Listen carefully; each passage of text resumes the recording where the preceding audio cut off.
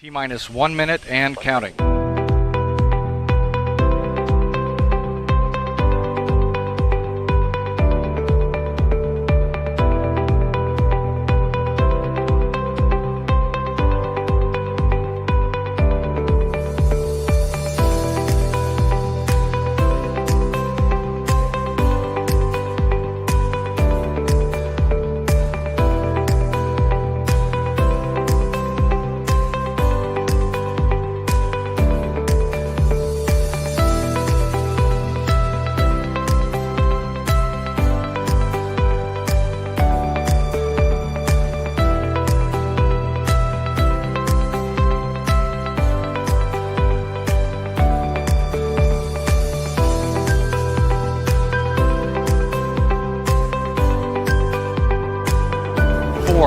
Three, two, one.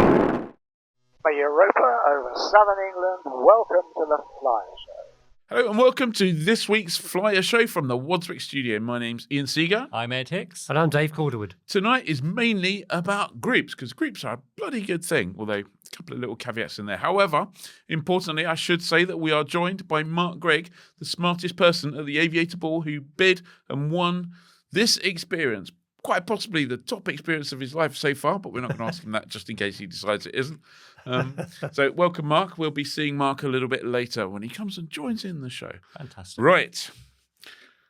I've got to thank SkyDemon. I nearly went into the news there, but it's got to thank SkyDemon. Thank you very much for sponsoring this show. It wouldn't be possible without you. I know we always say that, but if you don't use it, and frankly everybody does, go jump on and give it a go. So here's this week's even, top tip. Hi, I'm Tim from SkyDemon. Welcome to this week's top tip. When you're on the ground at an airfield, the airfield brief at the bottom right corner of the screen offers you useful information, and this will appear without you having to interact with SkyDemon. The most appropriate frequencies are displayed at the top, and the elevation of the airfield is displayed at the bottom right. When you've taxied close to a runway, you'll see the name of the runway in the centre and its physical length at the bottom left. This is its overall length and not a particular declared distance. If we have surface wind information from a METAR or forecast, we also display the crosswind and head or tailwind components with arrows. If you're at a big and unfamiliar airfield, you can tap on the airfield brief to see tools for finding holds and taxiways that somebody might refer to on the radio. Select one, and SkyDemon will highlight it on the map. For our full user manual, go to skydemon.aero and choose Help and Support. There you go. Very good. Makes me wonder with SkyDemon, what's the genesis for top tips? Is it people going, you should add this? I think loads of people send in ideas, go, Yeah. add this, and Tim is pretty good at going, no. and actually starts off with they've got negative points almost. Right. And then they build up because otherwise it'd be too easy just to, we've all used that software that's got tons and tons. Oh, there's too much stuff in here. Yeah. So actually building things off fixing problems is... Yeah. Less is more. Yeah. And it needs to happen. Addressing the pain points. Yeah. Yes. There you go. Less is more. Let's hope there's more of really flyable weather coming our way. So shall we see what Simon has in store for us? Got a shirt he's got. Evening all, I hope this evening finds you well and looking forward to the weekend. Now, this weekend's weather is all a bit of a mess, so you're going to have to be very clever on how you plan your flying. That's because we've got quite an active series of weather systems that are going to be moving through the country. There are windows in there, but you've just got to be careful with them. So keep your eye on the timing. That's going to be key to this weekend. So this is the forecast for 8 o'clock on Friday morning. Keep your eye up here in the top of the screen, because that reveals the timing of things. You can see that actually Friday morning not too bad. Yeah, one or two showers around Western Coast, but generally for most of us it is going to be a decent start. Some rain for northeastern Scotland, and already rain piling in to western parts of Ireland, and during the course of Friday that spreads its way eastwards, so that by midday it's across the whole of Northern Ireland, getting into Western Wales and southwest England. Notice most other areas, though, increasing cloud, but generally dry. Yes, 1 or 2 showers could affect southern coast of England, but overall it's dry. I'm going to say typical bases here are going to be about 3,000 feet, and the tops probably at around 8,000 to 12,000 feet, but obviously lowering a lot as this system moves in from the west and we go into non-VFR conditions as we get through the afternoon, so that by dark that rain is into southwest Scotland, northwest England, the Midlands and much of central southern England. But notice eastern areas of the country still stay dry and flyable. Overnight that rain moves its way eastwards, low pressure moving into or just off the coast of Northern Ireland. And then Saturday, what a mess. These are heavy thundery showers rattling in on the returning polar maritime air mass. You'll know what that is if you've been to weather school. And further heavy showers too across southern parts of Scotland. Probably only northwest Scotland, maybe parts of northeast England fare best. But we are looking at some Q-NIMS, most of those across western and southern areas. Local flying may be okay, but I think going further afield, you're really going to be pushing it. Through the Channel, northern France, we've got heavy showers as well. Pretty windy across England and Wales, gusts of 30 to 35 knots, perhaps 40 to 45 knots across western coast. Slightly better across northern Scotland, but that just looks a mess, doesn't it? Now, as we get in towards Sunday, so the showers are going to be fading away. Sunday morning actually starts better.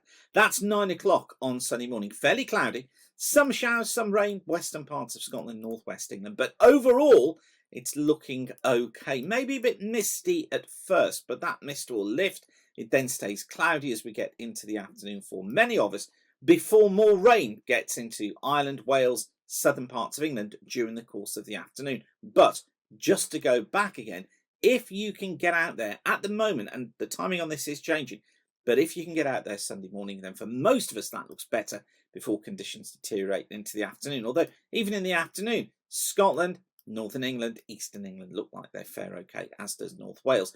Bases here again, 3,000 feet, tops about 12,000 feet, but as that rain comes in, we're into non-VFR, lower than 1,000 foot bases, 15 to 18,000 foot tops. The winds will pick up again in the southwest late on Sunday, but not as much as they will on Saturday. So you see what I mean about getting that timing absolutely nailed. And that leads me really nicely into telling you about Aviation Weather School Part 1, because if you do want to nail those timings, this is the course for you. I've just announced my first live online course of 2026. It's going to be held on the Tuesday evenings of the 27th of January and the 3rd of February between 6:30 p.m. and 9 p.m. Book your place now. What a perfect Christmas present for you. You can book your place by going to weatherschool.co.uk or scanning the QR code there. I will get you flying more. I'll get you flying more safely. I'll show you how you can make rapid forecasts yourself, make the most use of forecasts from the official sources, and get you spotting weather windows 5 days in advance and nailing these timings down so that you can be more confident in the weather that you are forecasting yourself. It'll be super to see you there. Okay, have a safe flying weekend, whatever you're doing. Thanks again for watching. Keep the sun shining, and I'll see you next week. Bye for now, folks. Right, so we've got SkyDemon, we've got the weather. Must be time for some news. Dave, I see you're first up. Yep, Popham Airfield. The battle is on, unfortunately. Last Friday, Basingstoke Council issued its draft local plan, which included a new garden village being built on Popham Airfield. It will have 4,250 houses, plus a school and other infrastructure. It would obliterate the airfield. There's a consultation running until 23rd of January 2026, where everyone who cares about Popham Airfield, and that's the entire universe, right? Definitely us. Is urged to respond. Now, it's very easy to say respond, but what do you say and how do you do it? Well, fortunately, the campaign group called Popham Matters, which is separate from Popham Airfield, has stepped up with a quick and easy guide. One of the points they make is that even if you responded to an earlier consultation, you have to do it again, because this second draft plan comes on top of the government increasing its house building targets, and then all the councils have had to revise their figures. So Brian Lloyd, who is spokesperson for Popham Matters, you remember he was on the show on the 23rd of October. Henry, stick one of those cards up so people can go watch it. Yeah. Yep. So Brian said, please do it again, as this is a new separate consultation and the total number of objections and of responses carries weight. Rather than repeat what you said last time, change it a bit. And there's some arguments on the website that he's put forward. Remember that a factual argument is much harder for them to ignore than it is an emotional argument. So go for the facts. There's all sorts of links on Popham Matters, and we'll put the link to Popham Matters website in the description. There's a whole lot of information there to help you make that response, but do it. Just do it. And it is, can't stress enough, if you've already participated in sending an email in the past, because this is a new round, you must send a new Do it again. Yeah. new email. Yeah, and do it through the process that is outlined on Popham Matters, because that way they can't ignore it. Yeah. Just random emails arriving, they can ignore. Very good. Yeah. Well, let's hope. Well, we can live in hope that something good comes out of that. Yeah. It's- Absolutely. Like we say, it's really easy to lose an airfield and nigh on impossible to replace. Popham is so special. Yeah. Yeah, It is just an incredible piece of the GA network in the UK. Yeah. So, can't let it go. Absolutely. Yeah. So more talking of airfields, are you in the market for an airfield? I'd like one. Oh, yeah, doesn't everyone? Yeah. Well, there's an operational airfield, complete with runways, hangar, house, cafe, shop, and it's been listed for sale in what the agents describe as a rare and unusual opportunity for aviators and I'm excited. rural entrepreneurs. Tell me more, he says. How much? Yeah, well, this is Darley Moor Airfield, also known as Long Chimneys Farm, and in terms of how much, it's on the market for 1.5 to 2 million. Seems like an unusual price setting there, but anyway, that's what you've got to work with.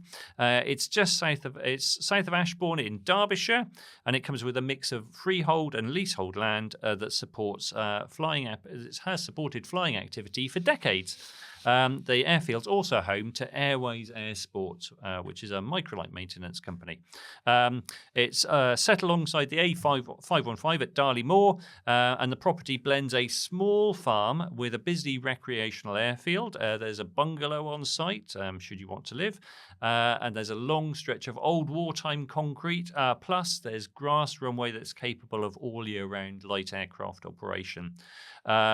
Overall, 35 acres of leasehold land held on a long-standing tenancy. The buildings and the access road are freehold, and the current operators run a thriving flying club, and that's supported by on-site catering, who doesn't love a cafe, aircraft storage, and visitor accommodation. So there's a hangar built to commercial spec, ample space for multiple aircraft, it's Apart from the 1.5 to 2 million, the entry and point. the need to run all those businesses. Yes. Yeah, but we'll put a link in the video description. So should you be interested, but it's a rare opportunity. But like we say, sometimes it's living the dream, isn't it? To have your own airfield and set up. So I went looking for it on Google Earth just Yeah. out of interest, and I saw that the original airfield, the old RAF base, is just to the north of this property. Yeah. And it's very clearly identified as, the 3 runways, but they're now being used as a motor racing circuit. That's almost the tale of most old wartime airfields, isn't it? Motor racing circuit now. Yeah, it doesn't come with in No. this purchase, by the No, way. Yeah. no. But Talking of motor racing circuits, yes. good news. There's a new air display extravaganza with the Hampshire Air Festival taking place this year. Wow. Next year, not this year at all. Next year. Next year. Next year. In fact, it's the 12th to the 13th of September 2026. It takes place at Thruxton, a Okay. motor racing circuit, and an airfield, the archetypal motor racing circuit and airfield. Yeah. So 2 days of lots of aerial fun. They got pyro stuff on the Saturday night. They're expecting Spitfire because it's the 90th anniversary, so probably at least one of those. And they're a bit common these days anyway, aren't they? Not. So yeah, that looks like a good thing, and it's great to see another big event happening. Well, it's in Thruxton got new owners. Was it last year? A couple of years ago now. of years ago, Wow, yeah, God, yeah. time moves on, doesn't it? But new owner clearly developing great opportunities. And because it's a motor racing circuit, it's got all those facilities for people to to go. Car parking. Car parking, yeah. Cafes and stuff like that. So it's the basis for a great event. And I think this event grew out of the Victory Air Show, which was at Leon Solent. So Daedalus. It might have been. Solent Airport it's called now. Solent Airport. So airport. Yeah. Yeah. So, so move to Thruxton and one for your calendar next year. We did wonder if it was the same time as the Goodwood Festival of Speed, but actually, no, the Goodwood Revival. The Revival, yeah. But that's the week later, isn't it? That's right, yeah. You wouldn't want to clash with that event. No. In the south of England, 'cause Yeah. that's going to take everything. Cool. Right, on to today's subject, group flying. I think groups are good because a little while ago we actually spoke about ownership, didn't we? Yeah. I think one of us, possibly me, kind of said, if you learn to fly and you just rent the PA-28 172 for your flying school, that kind of gets old a bit quickly. It's really tough to go further with that. What you really need to do is get into a group or sole ownership, but a group is a great way of getting into it, learning thing. Plus, it reduces your capital outlay by quite a lot of money. Yeah. So you can find a whole load of really interesting groups for not a huge amount of capital expenditure. It gives you a built-in social circle in aviation, mentors, people who can take your flying to the next stage. There's just all sorts of really good reasons to do it. So I think groups is a good thing to talk about. Have we all been in groups? Yeah. I've been in. I've been in groups. They've only been small groups. They've been me and one other person, and a bit like you might remember when we were talking about buying an aeroplane a few weeks ago. My experiences of buying aeroplanes were definitely not routes that people should have taken because I have been a bit gung ho and a bit, not. It's like this is not a manifesto that you should follow sometimes because I've got into it with friends and not had a strategy, not had an exit strategy, not had a plan for. It's with people you go, shall we do that? And you go, yes. And we've gone off and bought an aeroplane, and everything else has fallen into place. But I think as you will learn, if you're going to go into group ownership, make sure it's got some structure. So. But in my experience, owning with someone else has been great. I've had an RV6, an RV8, clip wing cub, and I've currently got one of my RV3s is 50-50 share, and that works really well. So I think it's quite interesting because you've obviously you bought the aeroplanes in a bit of a gung ho way, and you kind of got into the groups a bit of a gung ho way. Yeah. But for you, that's really worked well. But you've been very selective. These people have been your friends before. Yeah. I think it's really important, as we'll come to later. If you're gonna get involved with more than two people and have a bit of a threesome plus, then you really need some kind of etiquette and some structure in there. Absolutely, yeah. Dave, you had a group? No, I've never been in a group. I've owned an aircraft, but mostly I've rented aircraft, and it kind of works because you can cost it out exactly. You know how much you're going to be spending, but it is a problem sometimes when you want to go flying at a weekend. That's when the flying school, which is probably going to be the people renting the aircraft, that's when they're at their busiest. So trying to tie an hour or two together when the aircraft is available and the weather's playing ball is very hard. Group can really help. I mean, I've been in two groups, both of them advised for different reasons. Nothing wrong with the airplanes or the groups. First one was actually the PA-28 I learned to fly in, Golf Bravo Kilo Charlie Charlie, stood out there at Gloucester, I believe. Okay. I bought a share in that, but it was still run by the group, and so effectively my share gave me a discount, but access to it was quite difficult because, as you say, the group stuff was still, the school stuff was still going on and kind of really took precedence. So that was a difficult one, but I sold that share fairly quickly, so I didn't lose any money on it, so that was a good thing. And then I had a share in an Oster, a J1N. Sorry to hear about that. I tell you what, some people don't like Osters because they just haven't understood. They're great classic aircraft. They fly quite nicely. Yeah. They are lovely. It was a lovely aircraft, and this one.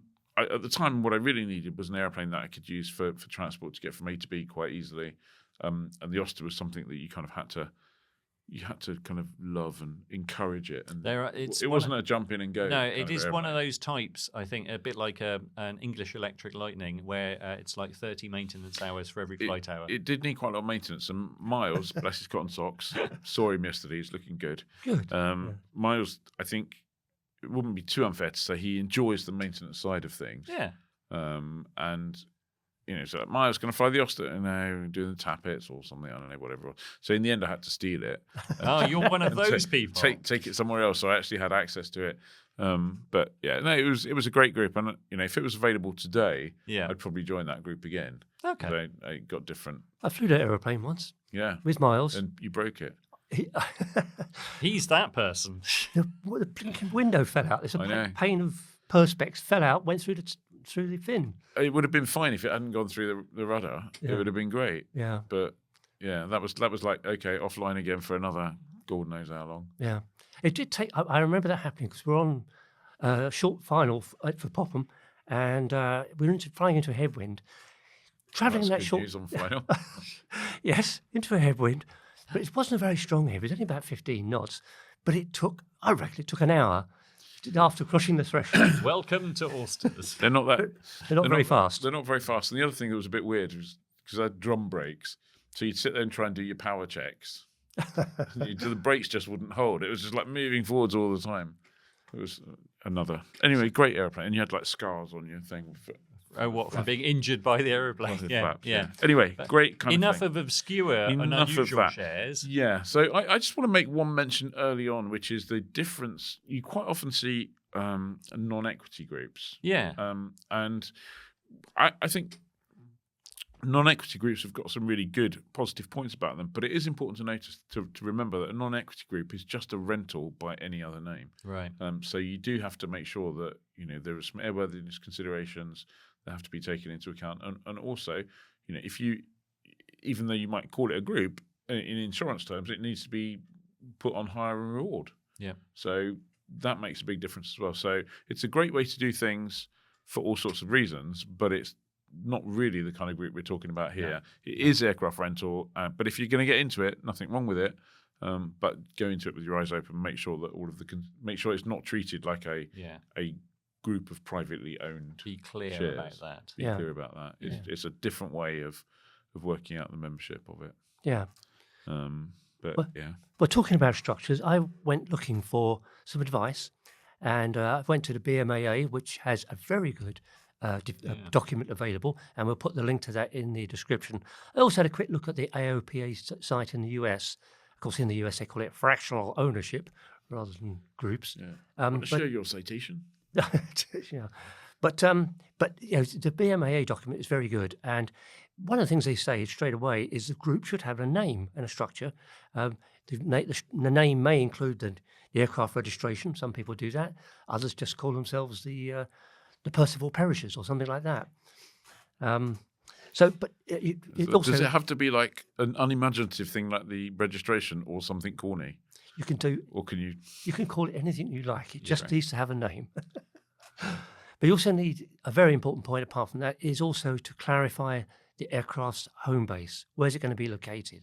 There have been occasions, apparently, where somebody who did not live near the home base that everybody considered was the home and took it back to a closer airfield and refused to bring it back. I didn't refuse to bring it back when I stole the Oyster. I brought it back. I wasn't talking about you, that's just the case. But it's that sort of thing. You've got to have a home base and also the CAA kind of wants to know where it's based as well. So when you register it with the CAA, you have to register either all the owners or you can appoint a trustee to look after it all. In that sort of agreement, there's things like you've got to be clear about buying and selling. So you could have clear procedures for purchasing and selling the aircraft, and you also got to define the structure in terms of shares. It's kind of like every member should have equal ownership and liability based on their share. So if you've paid for a quarter, then you've got a quarter of the ownership and the liability. Quarter of the liability. This is important because when you come to sell the aircraft, this needs to be spelled out, the process here, because this has the potential to create havoc and distress, I think, in the selling process, because it's quite a bit of money involved here. And that applies equally if the whole group's deciding to sell the whole thing, or probably even more so if one of the shareholders is deciding to sell. Yes, well, it's only courtesy and polite, if you like, for somebody who wants to sell their share. There's nothing against them selling it. They should be able to sell it. Yeah. Whatever reason, they may need the money, may have given up flying, but they should offer it to the group first, because the people in the group may know somebody who's applied and wanted to join the group. And the rest of the group will want to know a bit about whoever takes it over, comes in. I mean, you've mentioned about the dining club thing. What was that? Oh yeah, no, there was a thread on the Flyer forum when we asked for people's experience, and one of the groups said, one of the things was, okay, we always have a must attend AGM every year, so we can sort stuff out, which sounds like a great idea. And then the other one says they do quite a lot of social stuff with their group. In fact, they could call their group they could consider it to be a dining club that just happens to own an aircraft. Yeah. So, and that's one of the good things nice. you get with group ownership, isn't it? Yeah. But you can see how that could go wrong if someone says, "It's time for me to move on. I'm going to sell my share," and they sell it to I don't know, someone who doesn't fit with the group vibe. Should I say, in modern language. Yeah, well, there is. I mean, at this point about if you have to have a forced selling of a share, it's a difficult situation. It may be because somebody can't afford it anymore, can't meet their financial obligations. It could be any number of reasons. And in fact, Paul Kiddell came up with a good bit of advice, and that is to have a bit in your agreement whereby they have a vote amongst shareholders on a point. Somebody's proving to be a pain in the neck, and you can have a vote, and if necessary, the majority rule and says, sorry, mate, you're out. And I think that's the thing with groups for anything really, is that it's very easy to go into stuff and everything's rosy. You need the plan for when things are difficult, because actually you want easy to follow instructions and a process when things are actually causing you the most angst. Yeah. So in a group you do need a plan should it go wrong. Yeah, and the simple things like the actual running of the group, you need to have strong financial controls. It's worthwhile appointing a treasurer. And I remember reading a forum thread, actually quite a long time ago, this forum thread, but it's by a chap called Rob P, who is a regular on the forums. And he was saying, if you're a treasurer, add a bit more margin to the hourly flying costs, because everything costs more than you expect. But we all like to go, oh no, it's not that expensive. Yeah. But actually, you need to be realistic. You do need to be realistic. Things like a dedicated bank account, recommended for managing group funds. All of the fixed costs, things like hangarage and insurance, need to be worked out fairly. The running costs are things like fuel, maintenance. They also need to be worked out clearly and identified. I mean, depending how different people fly, different people have different fuel burns, and that that's quite. We've joked in the past, particularly if we've been hiring an aeroplane. We haven't done it. We've been really good. Yeah. But what are the power settings? There's no full rental power listed in here. So full forward all the time. But if you've got someone in the group doing that, and everyone else is going along running lean of peak, if that's their thing or whatever, then that it can have an issue. Quite different in litres. Yeah. A question for you, Ed. Given that you've sold a share in your RV, because it's always seemed to me to be a little bit different. If someone's got an aeroplane that they've owned for say 10 years, and then they decide to group it out, it must be hard for them not to still consider themselves as the owner of that aeroplane and the other equal shareholders who've paid money as kind of equal. Yeah, you would. That's definitely one of those situations you can't get into group ownership or selling a share in your aeroplane if you aren't open to that. You go, this person is going to have an equal standing, and I want to work with them, and everything about operating this aeroplane is a 50-50 thing. It's not like I will tell you how to do these things. You're doing a group for the wrong reasons if that's the way. Yeah, well, there was a situation that I experienced, not a group that I was in, quite a few years ago now, where a chap had done that, and he was very specific about exactly how to arrange the sheets that covered the airplane at night. And it wasn't just the fact that it had to be covered; it had to be covered in a very specific way. And it's odd how and that became his focus of like angst. Groups can be brilliant, but the most unusual things can become the spanners in the whole dynamism of the whole operation. I guess. I think relationships are hugely important in aviation, well, in life, but in aviation, I think you need a great relationship with your maintenance engineer, straight company, and a great relationship with your group people. Otherwise, it just becomes unpleasant. Yeah. Well, one of the things that the BMA recommend in their draft agreement is that a group appoint a maintenance focal point. I think that's a great idea. Yeah. So one person who looks after maintenance, although it's the responsibility of every shareholder, but you need to have someone who really deals with the maintenance company. Yeah. Absolutely. And groups can be. I had it in my mind that groups could only be 20 people, but apparently that's changed, and you can have any number. Clearly, a group with loads of people in it, the availability is going to be low. But is there a sweet spot for groups? Is it? And I reckon it might be like 3, 4, or 5 people. I think it depends on the airplane. Yeah. You know? I think some airplanes are kind of a little bit esoteric, and you don't want to fly them all the time necessarily. Yeah. That'd be like a kind of interesting thing. Others, if you've got 4 people who love long distance touring, you got a long distance tourer. Yeah. Everyone's going, I want my 2 weeks here, I want my 2 weeks there. Yeah. Then it's probably okay with 4, but it wouldn't work with 20. With 20, No. no. Or 10. No. Well, that's the kind of thing that should be covered in the agreement. I mean, how long you can take it away for. Yeah. Yeah, because obviously, if you buy a touring aeroplane, you want to go touring. Yeah. Absolutely. Yeah. Absolutely. So what happens in a case like, because you must have come across this, where you go to fly the aeroplane, then you've got a quarter of a tank, so you decide to fill it up, and then you fly it somewhere, come back, and you're leaving it with, say, 3/4 of the tank. What happens to that half a tank you've paid for, which can be quite a sum of money?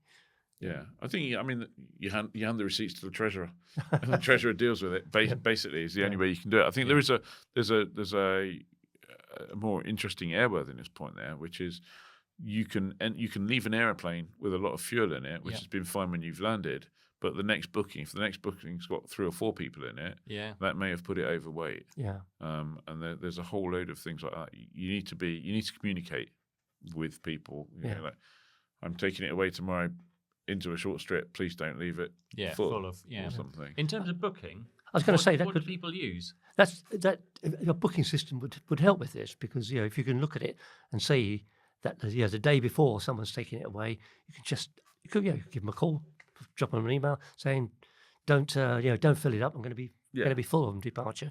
So most people, I mean, from what I read, is there are various booking systems out there. Okay. There's Schlot. Right. It may not be pronounced like that, but Schlot. Right. And then there's also Gaboko? Gaboko. Yeah. And you mentioned the cheap version. You could just be a cheap and cheerful and just use like Google Spreadsheet or something, or Google Calendar, or And there are so many easy tools these days that are free and available. So Google Calendar. Every group should have a WhatsApp group for the group for comms. No one wants to phone everyone up these days. No one does that anymore. No one's even got a fixed landline, have they? No. Remember those, Henry? No, probably not. So it's a big question I sort of has come up or looking at this BMA thing. What do you do about personal things? Suppose you've got a set of headsets and you want to leave them in the aeroplane. I think you need to be really clear. The aeroplane, as it's left, is an entity, and it's if it is that thing. And if you leave stuff in there, then you should expect people to not necessarily go, "Oh, that's so and so's. I respect that." It's like someone. I mean, I think depending on what the airplane's used for, it's got a certain amount of equipment in the cupboard. There might well be 4 life jackets that belong to the airplane, and anyone who wants to go overseas can chuck the life jackets on. Headsets, I would say. I mean, always I'd recommend people to take their own headsets. By all means, have a couple of spare headsets sitting in a cupboard that are group headsets if you really want to do that. Yeah, but don't get bent out of shape if you leave a RAM mount in it and someone else uses it and you go, you did something to it or something like that. You have to have a degree of perspective, because there will be some people who like put the control locks in a certain way with the seat belts and stuff. You just have to understand that. Yeah, there are. I know if those things wind you up by 100% of it. Yeah, I think that's very much. You need to know you're in a situation with other people. It would wind me up if I came back to the aeroplane and seatbelts all over the place. Well, it's in a mess. And talking of being in a mess, and even things like washing the aeroplane. I was going to mention washing. That needs to be in the agreement of how the aeroplane's left, and it might even be that getting together and washing the aeroplane is a group activity. It should be, absolutely, it should be. I mean, you wouldn't want to go back to one of Ed's airplanes and for him to find out that you've washed it, only to find out you've washed it with water and not with distilled water, for example. I mean, that would be a problem. Clearly. It would, I could see. It's like, what? You did it in circular rather than back. Oh, my word. And that's a great point, because we can joke about it now, but you get back to your airplane that's lovely and that everyone loves, and all of a sudden the perspex is all scratched. Yeah, there's lots of potential It's on like, an aeroplane "Whoa, hang on a for second." well-meaning sometimes to go wrong. Yeah. So Yeah. I mean, you know what it's like when you got a passenger who gets into your airplane, who grabs the door and treats it like a VW Golf, and you go, oh no. no! So there's a lot of stuff like that. You just need to be clear. Have group. I think group airplane washing and pampering, or hangar washing and pampering, is a great. once every month or so is a good idea. Yeah. And Yeah. It's well worth having a look at the BMAA document. It's very detailed. You may Yeah. decide not all of it's for you, but it's a great place to start. they're not a bad bunch of BMA. Are they? They've got some good stuff on their website, Yeah. I have to say. Oh, Interesting. so I had a look around just the last month or two online on Facebook, on various websites for sale, shares that you might find. So I found there was a 5th share in a Cicata TB20, nice touring aeroplane, Great aeroplane. £18,750. Looked really nice, well equipped, base at Sherburn and Elmet. Engine, reasonable life, prop just overhauled, really good fit. £250 a month and £175 per hour wet. That looked really good. Yep. A 10th share in a Grob 109, £3,995. That's bargain That's flying. fantastic. That's £90 per month, and hourly charge wet £55 an hour, based at North Weald. I think that I looked at that one, and I think Yeah. it is free if you turn the engine off and saw. Yes, gliding hours are Gliding hours are free. free. That's fantastic. 11th share in a Tiger Moth. That's at White Waltham, quite a well-known aeroplane. Well up together in maintenance. £85 an hour per month. £85 per month, £180 per hour per flying hour. A Robin Aiglon, which is a quite an unusual tourer, but a 12th share in that, £3.5 grand. Very capable tourer, £112 a month, and £100 an hour wet plus landing fees. It's based at Western, so that's £6. Found a nice Rollison Condor at Compton Abbas, a lovely group by the looks of it. 1/5 share, £4,500. Looked really up together. Recent top end overhaul, healthy bank account, they say, and engine fund, really important. And that is £80 a month, £70 an hour wet. So There's some great stuff there, isn't there? there is two different shares I found in an old and a new Cessna 182. Just to give you some perspective, 1964 182G. 1/5 share, 20k, and or 1999 182S, 1/6 share, £30,000. So you can get into the same aeroplane and choose your age point, and it gives you, and you just varies your spend. I mean, the real challenge is that the market is not so big, so that if you want a 182, for example, there's not going to be 20 to choose from. No. Really. And location, Particularly if it's well. location. Yeah, location is really important. Yeah. Try not to make too many compromises at the beginning. Try and find something that's as I think ideal as possible. it's really important to fix what you want. Yeah. And go out and pick, and try not to be drawn away from your kind of optimum choice. Yeah. Clearly, everything is quite often about making compromises. There's very rarely ever a perfect solution, is there? No, there isn't. There isn't. Unfortunately. But there you go. I think we all agree that actually a share in an aeroplane might be one of the best things that you can do for your flying. I mean, you look through that thing you got there, the prices. You can buy a share in an aeroplane for the price of a skanky old second-hand car. Yeah. Yes. But, I wasn't expecting that.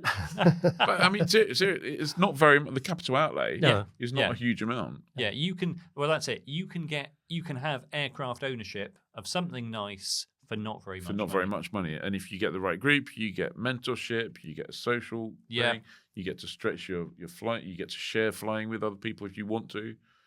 If you get it right, it's fantastic. If you get it wrong, it's miserable. So don't get it wrong. Yeah, like everything in life. But good shares can really elevate your flying. Yeah. Yep, absolutely. Right, we're going to take a break from groups for a little while. Yeah. I don't think we've missed anything. No. It's not looking at me slightly strangely.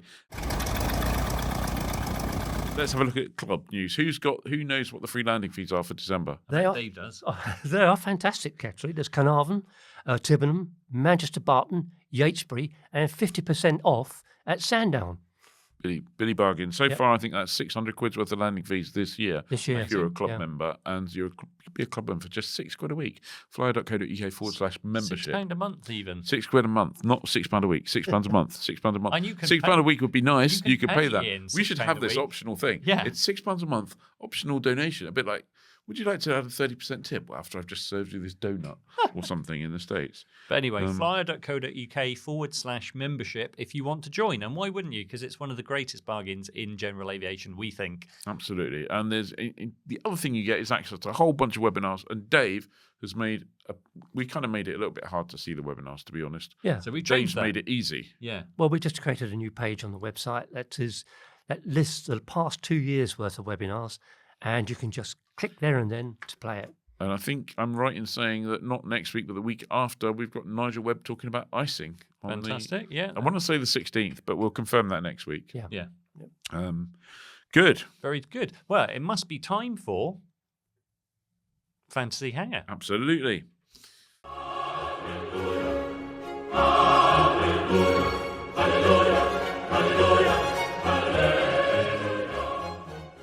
So this week on Fantasy Hangar, because we've been talking about group ownership, we set ourselves the challenge of going into the classifieds and finding the most exciting classifieds, or interesting even, that we could bring to the table. And we've got our special guest, Mark Grigg.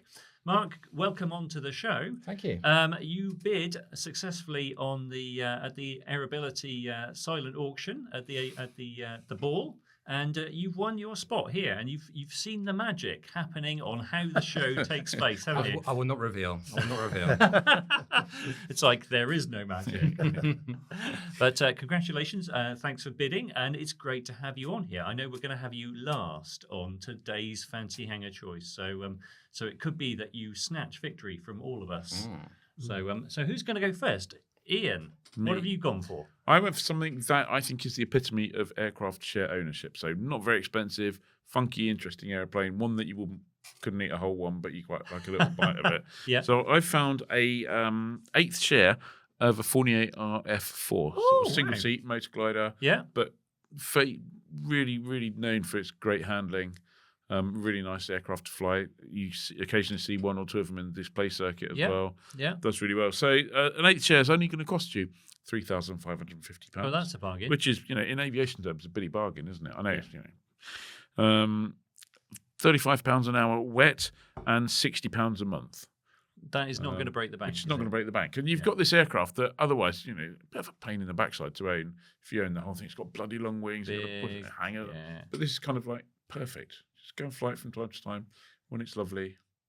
And a single seater. Little single seater. I mean, people say, it's a bit of a solitary experience. So you probably don't want one of those. You don't want one of those all the time, do you? So that having a share in it, perfect. Exactly. Yeah. If you go to your family, by the way, I've sold the Cirrus and I bought a single seat RF4. Yeah, it's they're not going. go That down better that be well. a share. Yeah, better be a share. So that's my entry into this. Excellent, Dave. Well, I've gone for what can only be called an iconic aircraft. It's a Chipmunk, an aircraft that is the very first aircraft I ever flew in, light aircraft. And this one is it's up for 10K for a 1/6 share. It's £60 an hour dry to operate, £70 a calendar month for fixed costs. It's based at Compton Abbas, which is a very, very lovely airfield. One I used to know very well. That's a nice place to be. It's a very nice place to be. But the Chipmunk, it actually has a place in my heart, Chipmunk. It's just such a lovely aeroplane. And it comes with a bit of a military connotation as well. So, yeah. Very nice, but I do think that Chipmunk ownership, that comes with you. I think you need to go into that with your eyes really open about the maintenance, don't you? Well, I've had several Alphas, so I've already done that sort of business. I know all about maintenance. I think, like the RF4, I think is probably, I would say, like a teenager. Yeah. A mature teenager. Yeah. The chipmunk is probably like looking after one of your elderly parents. It is, and they need X-rays regularly, and hard to find parts. Yeah, they keep leaking. Yeah. Sorry, if you're a chipmunk owner, please don't be offended at Ian. No, they're great airplanes. I love them. But owning it in a group is the best way to own a I think, chipmunk. yeah, that's a great way to do that. Absolutely. Ed. Well, I went looking, saw a whole bunch of interesting stuff, but then I saw something so utterly fantastical that I thought it's got to be that. And it's a quarter share in something with the quarter share takes an enormous cost and makes it very chunky.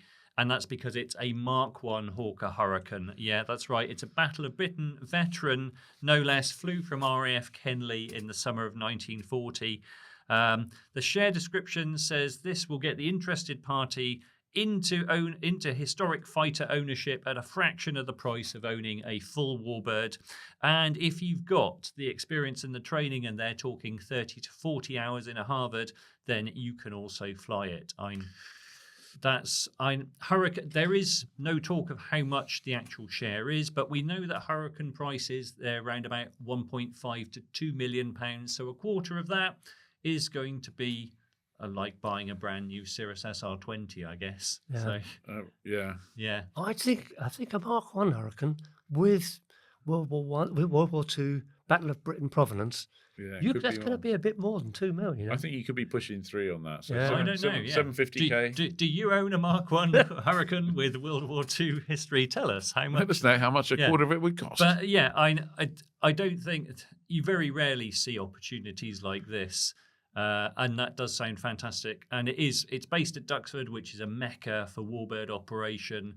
But I think you need to, and if you can afford that share, you probably don't worry too much about the maintenance costs. But just bear in mind that a Merlin is a TBO of 500 hours, and the do nothing cost on a Merlin just starts at £100,000 apparently before you even get into replacing parts. So, but I'm guessing that insurance and hangarage and all those things. Probably also quite punchy. But apparently, according to Stu Goldspink, who's flown 11 Hurricanes, and he's a bit of a warbird legend pilot, he says flying a Hurricane, it's a friendly warbird. If you get to know it, it's really rewarding. And he's like, yeah, this is a great opportunity for anybody. So yeah. With £500,000 maybe. Yeah. And £500,000 and plus 40, probably another 40. 20-30 grand for the Harvard time. I know, but it's fancy Plus- hangar, isn't it? Yeah. No. So that's that. Mark, what did you find? God, I've been really busy looking. I found a 20th share in a Vampire based in Coventry. Now Vampire has got sort of lineage. I used to fly the Jet Provis, so that's kind of like, I guess it's sort of similar. I think the idea is that you can see your airplane flying at air shows and say, I own a bit of that. But if you want to, you can learn to fly it as well. Wow. The cost of the share, Yeah. no matter which way you do it, is £4,950. No, that's got to be an error. Yeah. That's not that much, is it? That's crazy. But the monthly subscription is £300, which is Okay. getting there. But the obviously the clincher or not clincher is the hourly rate, dry, of course, is to be determined. Oh, You probably have to have a special fund for runway repairs as well, don't you? Yeah, that was Probably. because that's famous for Halfpenny Green famous ripped for up all blowing of a the section runway, of the yeah. runway away, isn't Yeah. it? It might have even been that one. But it's a de Havilland Goblin engine, so I'm guessing fuel burn on that. It's probably not low.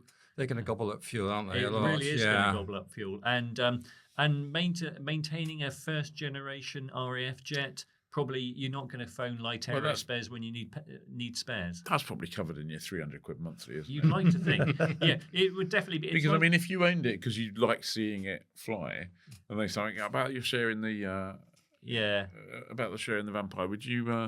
By the way, we got a cash call. We need another 10k because we've got to change a roundel or something. And I'm guessing old aeroplane like that, it's a bit like old cars, isn't it? When you see in the advert, it's like extensive spares package. Things like that they haven't gone on in time without having accumulated lots of bits. No. So I reckon I think that's brilliant. That's a great selection of aircraft there, though. Yeah, I mean, I know. mine for sure, and Mark's definitely, they're definitely aeroplanes that you wouldn't choose to. You definitely want to have a share because that's a great way to own that. Yeah, no, in fact, all of them really. Yeah, I think even the RF4 and the Chipmunk, they're great aircraft to share with other people. You just can't fly them enough. You work out the percentage of time an airplane actually flies, even with sole ownership. Most people, we're all the same umpire. I'm going to do 100 hours a year at least. And no one ever does that. You never really do 100 hours. 100 hours, you do 50 or whatever it is if you're lucky. And then you work out the cost of that, etc. You're just like, well, maybe I'll stop working this out for a minute. Exactly. Yeah. So please tell us in the comments which one of our shares would you go for, or maybe you found something that is equally exciting. Stick it in the comments. Let us take a look. Dave, got any events? Yep, it's a quiet time of year, but they are happening. Saturday, 6th of December. That's this Saturday. Christmas flying at Compton Abbas. And there's on Sunday, Santa flying at Fenland. Excellent. What, is Santa flying in? Yes. Does he know he needs PPR and a Dayglow jacket? I'm And a sure briefing. He does, yes. And a briefing. Cool. Right. Thank you very much, everyone. Thank you very much for watching. Thank you very much, Mark and Greg, for being the smartest person at the Aviators Ball. Great charity, well worth supporting. Fantastic event as well. Fly safe. Enjoy yourselves. Don't forget to join.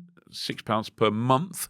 flyer.co.uk/membership. Like, comment, subscribe, all that kind of stuff. Take care, everybody. See ya. Bye.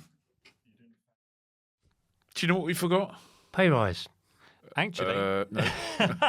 actually, it's Subscribe. Join, quick. It's the news that our guest next week is going to be Bill Perrins, author of From Spitfire to Vulcan. He'll be coming in telling us how to fly the Vulcan bomber. So join us for that exciting guest next week. Brilliant. Join the Flyer Club and be part of the UK's biggest GA community. Save hundreds of pounds with free landing vouchers, watch expert-led webinars and access all the online content on flyer.co.uk. All this and more from just £6 per month or £62 for the full year. Join today at flyer.co.uk/membership.